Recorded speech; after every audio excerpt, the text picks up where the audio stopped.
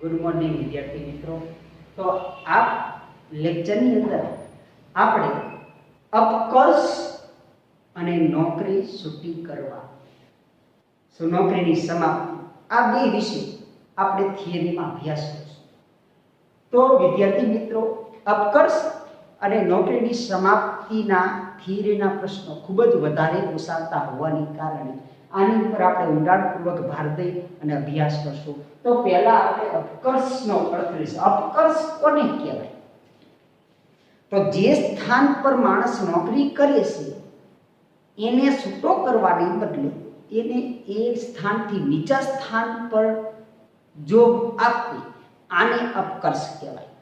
તો સામાન્ય રીતે અપકર્ષ કરવા પાછળના અનેક કારણો હોય છે, જેમાંના અમુક કારણો જોઈ તો કોઈ કર્મચારી પોતે કંપનીમાં કામ કરતો પણ પોતાને સોંપેલી કામમાં સતત બેદરકારી દાખવતા હોય, અથવા પોતાને સોંપેલું કામ બરાબર કરી શકતો ન હોય, અથવા કોઈ પણ કારણોસર હવે પોતાના હોદ્દા ઉપર રહી શકતો એવું હોય નહીં, તો એવી વ્યક્તિને છૂટો કરવાની બદલે એને નીચા સ્થાન પર કામ આપવામાં આવે છે। ઘણી વખત એવું બને છે કે ઓછી શૈક્ષણિક લાયકાત ન હોય છતાં પણ એ જગ્યા પર કામ કરતો હોય, સરકારના આદેશ થાય કે યોગ્ય કામ માટે યોગ્ય લાયકાતવાળી વ્યક્તિ હોવી જોઈએ, ન હોય તેની પર કાયદેસર પગલાં લેવામાં આવશે। તો યોગ્ય લાયકાતવાળી વ્યક્તિ મળે તો આની જગ્યાએ બેસાડી અને આ વ્યક્તિને નીચા સ્થાન પર આપવામાં આવે।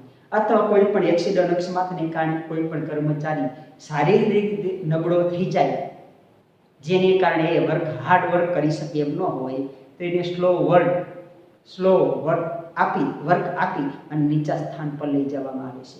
તો આને અપકર્ષ કહેવાય। એટલે આપણી ભાષામાં અપકર્ષ એટલે શું કે કોઈ પણ કર્મચારીને તો તેને સોંપેલી કામ કે જવાબદારી બરાબર કરી શકે તેમ ન હોય, અથવા વારંવાર એ કામ કરવામાં બેદરકારી દાખવતો હોય, તો તેને નીચા સ્થાન પર કામ આપવાની પ્રક્રિયાને અપકર્ષ કહેવામાં આવે છે। આ અપકર્ષ એને સજાના ભાગ સ્વરૂપે પણ હોઈ શકે, એની બેદરકારીના ભાગ સ્વરૂપે પણ હોઈ શકે છે। તો આવા અપકર્ષ કરવાનું કારણ શું? નીચા સ્થાન પર કર્મચારીને લાવવા પાછળનું કારણ શું?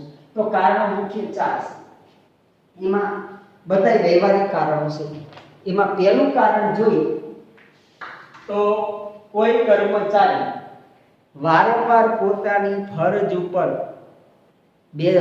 ઉપરથી બેદરકાર રહેતો હોય, એટલે કે વારંવાર જાણ કરવા છતાં પોતે પોતાની ફરજમાં બેદરકારી દાખવતો હોય, એટલે કે વારંવાર રજા પાડતો હોય, અનિયમિત આવતો હોય, અનિયમિત જતો હોય, એને સોંપેલું કામ પોતે કરવાને બદલે અન્ય વ્યક્તિ પાસે કામ કરાવી લેતો હોય, પોતે બેઠો હોય, આવું કામ કરતો હોય એને ત્યારે જો ઉપરી અધિકારીને જાણ થાય તો એ વ્યક્તિને નીચા સ્થાન પર લઈ જવામાં આવે, એનો અપકર્ષ કરવામાં આવે છે અને સજાના ભાગ સ્વરૂપે।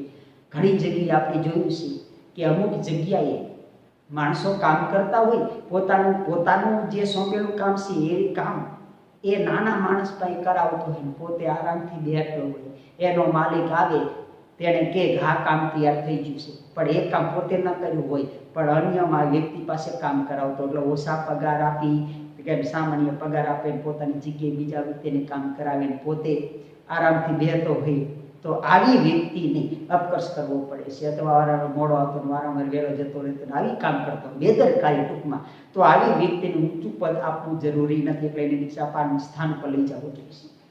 ત્રીજું કારણ, કોઈ કર્મચારીના કાર્યક્ષમતામાં સતત ઘટાડો થઈ રહ્યો હોય, તો એવી વ્યક્તિને પણ છૂટા કરવાને બદલે અપકર્ષ કરવો પડે છે।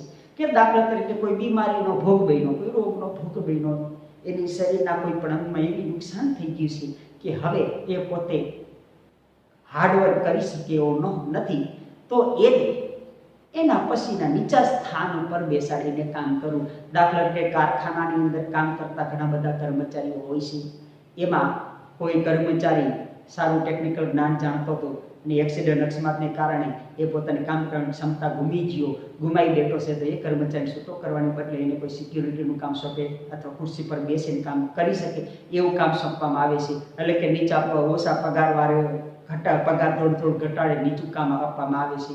તો આ રીતે પણ અપકર્ષ કરવામાં આવે છે। ત્રીજું, કોઈ કર્મચારી ગંભીર બેદરકારી દાખવે, ગંભીર રીતે ગેરરીતિ આચરતો હોય, જેને આપેલી સત્તાનો એ માણસ દુરુપયોગ કરતો હોય. ગેરરીતિ એટલે પોતાને સોંપેલી સત્તાની જો વ્યક્તિ દુરુપયોગ કરતો હોય તો એવી વ્યક્તિને ઊંચું સ્થાન આપવું જરૂરી નથી, એટલે એને અપકર્ષ કરવામાં આવે છે. આપણે કહેવું છે કે કાગડો હિમાલયની ટોચ ઉપર બેવે તેને ગરુડનું પદ મળતું નથી. એમ કોઈ ગેરશિસ્તવાળ, ચરિત્રહીન કે ધર્મભ્રષ્ટ વ્યક્તિ હોય, ગેરશિસ્ત આચરતા હોય, આવી વ્યક્તિને, કુપાત્રને ઊંચું સ્થાન આપો તો એ હંમેશા એનો દુરુપયોગ જ કરે છે. એટલે સુપાત્રને જ ઊંચું પદ મળવું જોઈએ. ત્યાર પછી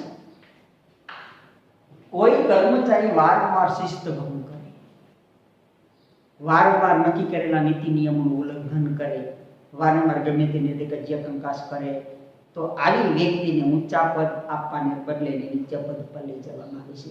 તો આને કારણે પણ અપકર્ષ કરવામાં આવે છે. તો આ અપકર્ષનું અપકર્ષ કરવાનું કારણ શું?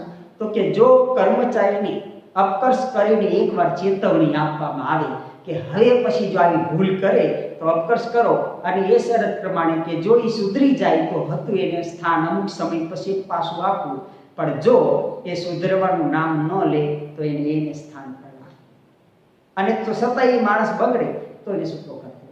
એટલે આ કંપનીના નિયમ છે. ભરતી કરો પછી કામના કદરના ભાગ સ્વરૂપે એને બઢતી, પ્રમોશન આપવામાં આવે છે, એને બદલી આપવામાં આવે છે. પણ જો કામમાં બેદરકારી રાખે તો પહેલા અપકર્ષ કરો, નીચા સ્થાન પર લઈ જઈને ચેતવણી આપવામાં આવે, છતાંય ન સુધરે તો એને છૂટો કરી દેવામાં આવે. તો હવે પછીના મુદ્દો એટલે કે નોકરીની સમાપ્તિ, એ મુદ્દા પર જોઈએ. હવે સામાન્ય રીતે નોકરીની સમાપ્તિ બે બાબતને ધ્યાનમાં લેશે. એક તો નોકરીની સમાપ્તિ એટલે કે નોકરીનો અમુક સમયગાળો હોય છે. દાખલા તરીકે 60 વર્ષ ઉપરનો વ્યક્તિ થાય એટલે એ વ્યક્તિને નોકરીનો કાર્યભાર પૂરો થાય છે અને એ નિવૃત્ત થઈ જાય છે. તો અમુક વર્ગની નોકરી અમુક વર્ષની જ હોય છે. દાખલા તરીકે અમુક વિસ્તારમાં, અમુક વિભાગમાં માત્ર 30 થી 35 વર્ષની નોકરીની અવધિ હોય, તો અમુક વિસ્તારમાં 60 વર્ષની ઉપર. અત્યારે સરકારના નિયમ પ્રમાણે આપણે નોકરી ઉપર જોડાય એટલે 30 વર્ષ અને 60 વર્ષ, એટલે કે નોકરીનો સમયગાળો 30 વર્ષનો નક્કી કર્યો હોય, અને જો 30 વર્ષની પહેલા એ વ્યક્તિ નોકરી ઉપર જોડાઈ જાય તો એને બીજો સમયગાળો 60 વર્ષનો, એટલે કે વ્યક્તિને નોકરી પર જોડાઈ જાય એટલે એના 30 કે 35 વર્ષ નોકરીના પૂર્ણ થાય એટલે એને ફરજિયાત નિવૃત્ત થઈ જાય છે. તો ઘણી વખત કર્મચારી મોડો નોકરી પર જોડાણો હોય તો 60 વર્ષ પછી પણ નિવૃત્ત કરવામાં આવે છે વહેલા તે પહેલાના ધોરણે. દાખલા તરીકે કોઈ એક વ્યક્તિ છે 30 વર્ષની ઉંમરે નોકરી પર જોડાણ તો એને 60 વર્ષનો થાય એટલે નિવૃત્ત થઈ જાય.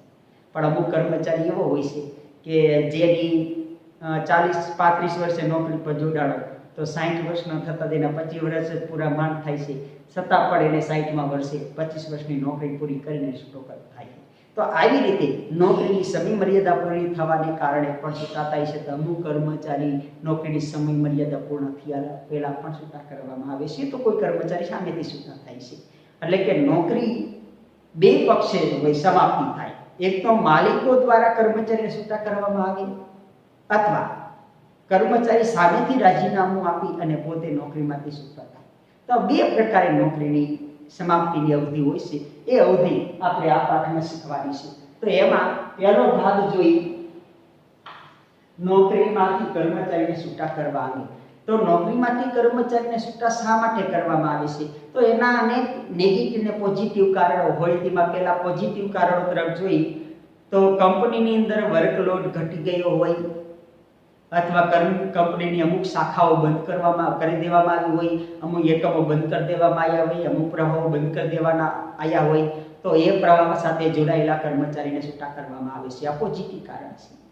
બીજું કારણ, કોઈ કર્મચારી વારંવાર ગેરશિસ્ત દાખલ કરતો હોય, વારંવાર અનેકવિધ ગુનાઓમાં સંકળાયેલો હોય, એ સુધરવાનું નામ લેતો ન હોય, તો એને એક વખત અપકર્ષ કરવામાં આવ્યો હોય, છતાંય ન સુધરે તો એને છૂટો કરી દેવામાં આવે છે. તો આવી રીતે માલિકો દ્વારા પણ કર્મચારીઓની કોઈ ગેરરીતિ કે ગેરશિસ્તના કારણે પણ છૂટા કરવામાં આવે છે, તો વર્કલોડ ઘટી જવાના કારણે પણ છૂટા કરી દેવામાં આવે છે. તો ઘણી વખત કર્મચારીની નોકરીની અવધિ પૂર્ણ થયા પહેલા જ એ પોતે શારીરિક રીતે કામ કરવામાં સક્ષમ નીવડે નહીં, નિષ્ફળ જતો રહે, એટલે કે એક્સિડન્ટ અકસ્માતને કારણે પોતે સંપૂર્ણપણે નિષ્ક્રિય થઈ જાય, તો એવા કર્મચારી હવે કામ રાખવા હોય છતાં પણ કર્મચારી પોતે કામ કરવા માટે સક્ષમ ન હોય, તો એ કર્મચારીને અપકર્ષ કરી નીચા સ્થાને પણ કામ આપવા માટેની પરિસ્થિતિ ન હોય, તો એને ફરજિયાત ધોરણે છૂટા કરી દેવામાં આવે છે. તો આવી રીતે કર્મચારીઓને માલિકો દ્વારા પણ છૂટા કરવામાં આવે છે. તો એવી જ રીતે બીજું છે નોકરીમાંથી છૂટા થવા અંગે. તો ઘણી વખત કર્મચારી પોતે સામેથી રાજીનામું આપીને છૂટા થાય છે.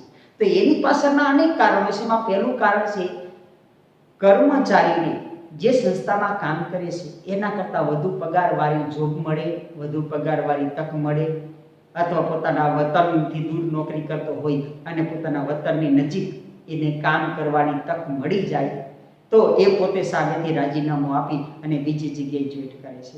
તો એ સિવાય કોઈ કર્મચારીની નોકરીની અવધિ પૂરી થઈ જઈ હોય તે વખતે એ પોતે સામેથી રાજીનામું જાહેર કરે, એટલે કે 60 વર્ષ પૂર્ણ થઈ જાય તો એ વ્યક્તિ વૃદ્ધ થઈ ગયો હોવાને કામ ન કરી શકવાને કારણે એ પોતે સામેથી રાજીનામું આપે અને મુક્તિ મળે. આવી રીતે ઘણી વખત કર્મચારી સામેથી રાજીનામું આપીને પણ નોકરીની સમય મર્યાદા પૂર્ણ કરે છે. તો આવી રીતે નોકરીની સમાપ્તિ બંને પક્ષે હોય છે. એક નોકરીમાંથી કર્મચારીને માલિકો દ્વારા છૂટા કરવામાં આવે અને બીજું નોકરીમાં કર્મચારી સામેથી રાજીનામું આપી અને છૂટા થાય. તો આવી રીતે નોકરીની સમાપ્તિની અવધિ પૂર્ણ થાય છે. આ પાઠમાં આની સંપૂર્ણ થિયરી પૂરી થઈ. આશા રાખું છું કે આ થિયરી તમે સરળતાથી સમજાણી હશે અને સરળતાથી યાદ રહી ગઈ છે. અને વિદ્યાર્થી મિત્રો આ અપકર્ષના આ બધાના અર્થ અને વ્યાખ્યા જરૂર તૈયાર કરજો, કેમ કે પરીક્ષામાં અર્થ અને વ્યાખ્યામાંથી વિકલ્પો અને 1 માર્કના પ્રશ્નો કે 2 માર્કના પ્રશ્નો સરળતાથી પૂછાઈ શકે છે, જે સરળતાથી યાદ રહી જશે.